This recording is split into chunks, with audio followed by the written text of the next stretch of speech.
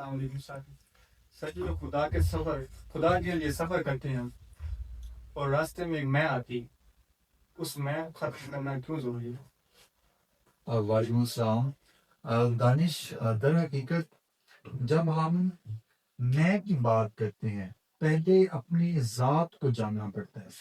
خدا کا جو سفر ہے وہ کوئی آسان نہیں ہے.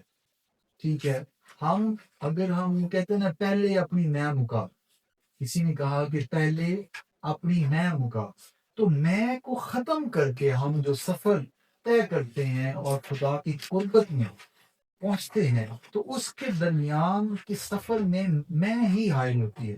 آپ دیکھیں، در حقیقت ایسی ہے کہ جتنا بھی اسلام کا اور محبت خدا کا جو فنڈامنٹلز ہیں یا پرنسپلز ہیں، ہم اس کے خلاف چلتے ہیں. دیکھیں، اور کتنی خوبصورت ایک آیت ہے کہ اس میں کہتے ہیں کہ ایک آپ کی خواہش ہے اور ایک جو ہے ہماری خواہش ہے. اگر آپ نے اپنی خواہش سپرد کر لی ہمارے کو، پھر آپ تھکے نہیں، آپ کو تھکایا نہیں جائے گا. ٹھیک ہے، تو جو میں ہے، ایک اگر ہم ڈفرینشیٹ کرتے ہیں تو دو طرح کے لوگ ہیں. ایک اولیاء اللہ ہیں، اللہ کے دوست ہیں، اور دوسرا شیطان کے دوست ہیں. اور جو شیطان کے دوست ہیں اور ان میں ایک چیز کامن ہے. بیسیکلی جو شیطان ہے وہ ہمارے اوپر افیکٹ کیسے کرتا ہے، ہمیں کس طرح سے اپنی کرنے پہ مجبور کرتا ہے. وہ خواہشات ہیں، وہ خواہشات میں ہمارے اوپر اٹیک کرتا ہے. اور ادھر اللہ کہہ رہا ہے کہ آپ اپنی خواہشات کو کم کرو. اور ہم ایک اور بھی اس طرح سے بات ہے کہ ایک جو آپ چاہ رہے ہو شاید اس میں شر ہو. ٹھیک ہے، اور جو اللہ ہمارے لیے چاہ رہا ہوتا ہے وہ ہمارے لیے بڑا اچھا ہوتا ہے. ٹھیک ہے، اور کہتے ہیں کہ دیکھیں، اگر آپ کی والدہ کو مثال کے طور پر ہم اسے لیں، آپ کی والدہ کو پتا ہو کہ میری بیٹی کو کوئی نقصان پہنچنا ہے، وہ انگلی کٹنی ہے 12:10 پہ، تو کیا وہ کٹنے دے گی؟ کبھی بھی نہیں، کیونکہ وہ محبت کرتی ہے. ٹھیک ہے، اور وہ ہر لحاظ سے کوشش کرے گی کہ آپ کو کوئی نقصان نہ پہنچے. اللہ اس سے بھی زیادہ محبت کرتا ہے.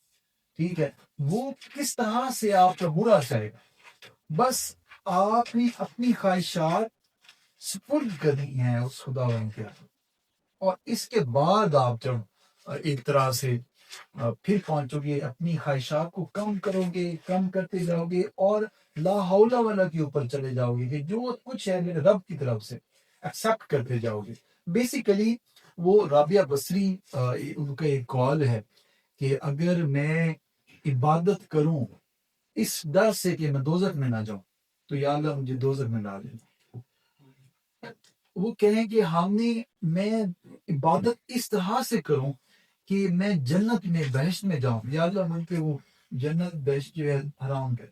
اور ہاں، اگر میں آپ کی محبت میں عبادت کروں تو وہ آپ کا دیدار ہی نصیب ہو. دیکھیں، آپ لوگ اس طرح سے آج کل ہم کوئی نیک کام کر رہے ہیں تو وہ آپ دیکھیں کہ ہم مکہ سے جڑے ہوتے ہیں، جنت میں جائیں گے، ثواب ہے، یہ ہے، وائی ناٹ ہوتے ہیں. لیکن آپ اس سٹیپ کے اوپر، اس سٹیج کے اوپر جب وہ دوزخ کو بھی کہہ رہے کہ یہ اس میں ڈال دے کہ میں اس کے ڈر سے کروں، تو نفس کی ہر لحاظ سے مخالفت کرنی ہوتی ہے. ہمارے استاد محترم پروفیسر احمد رفیق اختر کہا کرتے ہیں کہ تمام تر جدوجہد جو ہے وہ نفس کے خلاف اور خدا کے حق میں کرنی ہوگی. اگر آپ یہ کر لو گے تو آپ کا نفس جو ہے، جس کو میں بولتے ہیں، وہ کم ہونا شروع ہو جائے گی. اور پھر تھوڑی سی اللہ کی یاد، اس کی تھوڑی سی بات اگر آپ کرتے جاؤ گے تو پھر کیا ہے، آپ ذکر اللہ تطمئن القلوب، آپ کا دل، آپ کی زندگی سکون پانا شروع ہو جائے. تو اس طرح سے آپ ایک طرح سے خدا تک پہنچنے کا جو رستہ ہے وہ پورا کر سکیں.